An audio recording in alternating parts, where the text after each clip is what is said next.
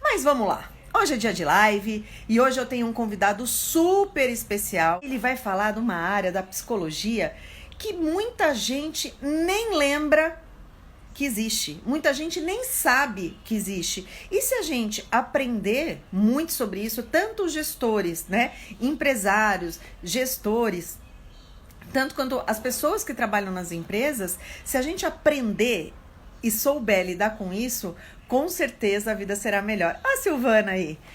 Então, minha gente, eu vou convidar o Maurício Trindade, que é psicólogo clínico e de empresas. Vou convidar ele aqui. Pera lá, Maurício, eu vou te chamar agora, em breve.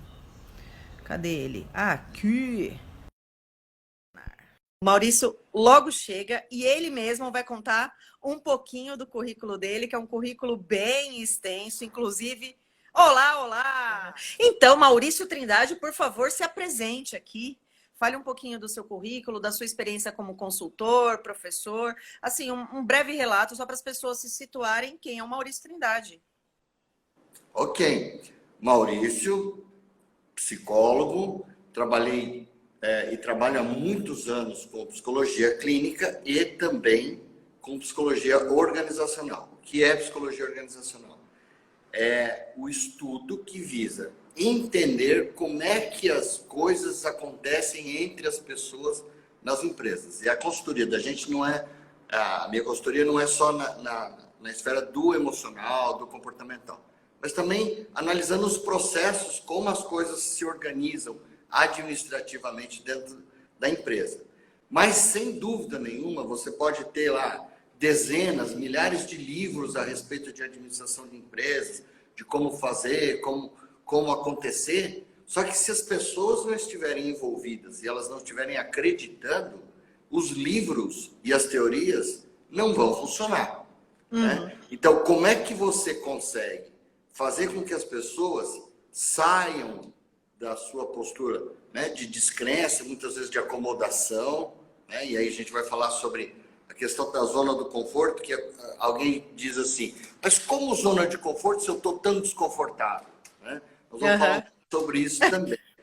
E aí a psicologia é a ciência que estuda os fenômenos do comportamento. Tem um colega muito querido aí em Ourinhos, o André, que diz assim, porque certas coisas não são uma questão de lógica, mas da psicológica, ou seja, tem uma lógica diferente daquela que a gente acredita racionalmente. Legal. Eu acho assim, eu vou dar o meu exemplo como gestora, né, da Movit. Claro que vai fazer 6 anos a Movit agora em outubro. Olha que coisa, 6 anos já, Maurício. Você que conhece ela desde que nasceu, né? Então Conheço aí, e ufa. gosto. Eu acredito muito nisso, né? Eu acho que desde o início, para quem não sabe, o Maurício foi consultor durante uns 2, 3 anos da Movit. Isso. E por aí, né? Por aí. E me ajudou muito na implantação do tipo de gestão, né? E foi com você que eu aprendi, daí eu queria entrar um pouco nesse papo de como lidar com a equipe de uma maneira totalmente profissional, né? Então, por exemplo, acontece alguma vamos trazer uma reclamação de um cliente em relação a algum atendimento, né? E isso pode ser em qualquer tipo de serviço, pode ser numa loja de sapato, pode ser num consultório médico, pode ser no supermercado, qualquer lugar, né? A pessoa vai lá e reclama do atendimento do fulaninho de tal. Aí eu chamo o fulano e vamos esclarecer. O que acontece? Eu percebia que no início tinha muito ruído, né? Então a pessoa se sentia magoada, não, eu não fiz isso, e ficava triste, ficava chateada, e aí a gente não consegue entrar. E aí eu comecei a perceber o quê? Que, olha, vamos conversar e vamos entender profissionalmente como é que funciona isso, né? Como é que esse cliente chegou? Como é que ele estava? Como é que você reagiu à ação ou reação dele? Porque tudo isso tem a ver com o resultado final, que é a reclamação do cliente, né? Ninguém, por mais maduro, né, grande experiência que tem, ninguém gosta de ouvir crítica. Ninguém. Não é gostoso, não é agradável. A gente, desde pequenininha, a gente ouve que errar é feio. Então, como é que você vai ouvir que você está errado, que você errou, e isso não vai ter um custo? Tem um custo. O cérebro se prepara para uma reação, né, de análise, de ponderar se aquilo que está vindo é verdade ou não. E, normalmente, ela passa por um filtro de censura que está impregnado na gente. Então, o tal feedback não é uma coisa tão tranquila assim, né? Principalmente quando já vem esse feedback, né? Tem outros termos aí que as pessoas costumam brincar, o feedback ou coisa pior, né? Ele já vem carregado de um descontentamento do outro. E o descontentamento do outro é uma mensagem clara para o nosso cérebro que haverá algum tipo de rejeição. E a coisa que todo ser humano, né, deseja é ser aceito, né? É sentir que ele é bem-vindo para o outro. E ao ser bem-vindo, ele pode manter um relacionamento, ser feliz, né, e ter bons momentos. Quando o cérebro percebe que vem um sinal de rejeição, ele já tenta se defender, e aí é que está a grande sacada do líder, né? Porque entender esta questão, que é uma questão neuro, bio, psicofuncional, quer dizer, a defesa não é ruim. O excesso da defesa, né, é quando você está machucado, você encostar dói. Agora, se tem uma reação exagerada, sai gritando, né, o problema está na dose, não no remédio. Então, a defesa é importante, porque se você não tem uma defesa, se você aceita tudo que alguém te diz, você não tem filtro, você vai acreditar em qualquer coisa. Então, é imprescindível para a nossa sobrevivência que a gente tenha uma certa resistência e dizer, não, espera um pouquinho, que isso faz parte daquela balança que a gente tem que entender entre o eu e o outro.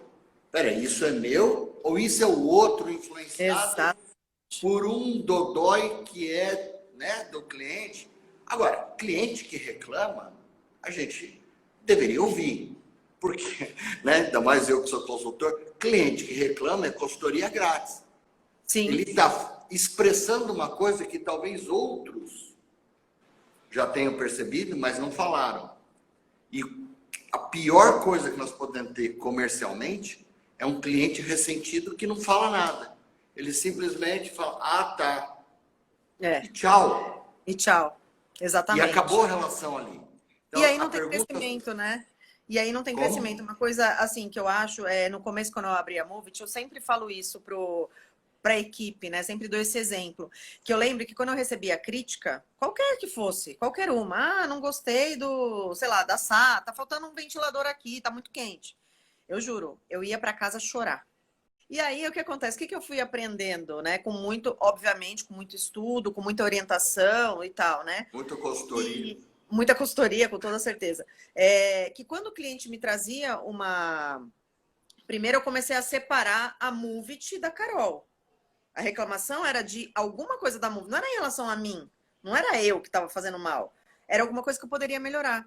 Então, eu aprendi a coletar essas críticas e usar como instrumento de estudo e de melhora lá dentro. Coletar. Exatamente. Quando você faz a colheita, né? Só para aproveitar o termo, quando você faz a colheita, tem lá o milho, tem a palha, tem o sabugo, você vai separar. Exatamente. Quando a gente vai colher uma informação, aí a sua pergunta é muito legal, porque diz assim, mas como fazer com que isso, né, com que essa relação seja mais profissional entre o líder e o liderado, para que não haja dodói, né, que não haja ressentimento. Bom, a primeira dica que a gente tem em relação a como tratar uma reclamação de um cliente com relação a um funcionário, por exemplo, é não chegar afirmando. É chegar perguntando, por exemplo. Ô fulano, você tem alguma ideia por que o fulano de tal ou a fulana ficou descontente? Você está passando a mensagem que o fulano ficou descontente. Não que ele é ruim. Sim. Não que o funcionário já fez alguma coisa errada. Porque se você parte do princípio que o cliente está certo e o funcionário está errado, você já fez um julgamento sem ouvir. E é isso que mais fere as pessoas. É quando não é dada a ela a oportunidade, né, de poder explicar o que aconteceu, que às vezes, não, né, nem sempre, e é muito comum, né? Tô brincando. O cliente está exagerando, né? O cliente está, né? Mas mesmo assim, a gente quer proporcionar ao cliente o melhor. Claro. Agora vamos inverter o papel, né? Quando a gente é cliente, gente, como é fácil a gente ficar insatisfeito quando entra nos lugares. Muito. O simples fato de que você entra num estabelecimento comercial e ninguém sequer olha para você, já gera uma insatisfação grande. Por quê? Muito. Né? Porque isso vem lá da nossa infância, né? Porque o olhar do outro é o olhar da atenção, né? Uhum. Pela expressão que a pessoa olha para a gente sabe interpretar se ela está interessada em comprar a nossa causa, resolver, porque ninguém vai nem na Movit, nem no restaurante, que não seja para resolver uma situação, problema. Com certeza. Está atrás de alguma solução, né? Todo mundo vai em todos os lugares para pagar para ter solução. Você vai num restaurante para comer, você quer o quê? Que a carne esteja no ponto, que a batata esteja crocante, que o arroz esteja soltinho, ou sei lá como, né? E se uma coisa não estiver legal, parece, e dá essa sensação para nossa mente, né, de que tudo tá ruim. E se o garçom, então, não for simpático? Quer dizer, a gente olha muito o conjunto, e a nossa satisfação, ela vem no pacote, né? Sim, sim. Então a gente tem que lutar para que esse pacote não esteja capenga, né? Como diz o ditado, né? Banquinho com um pé mais curto já estraga todos os outros.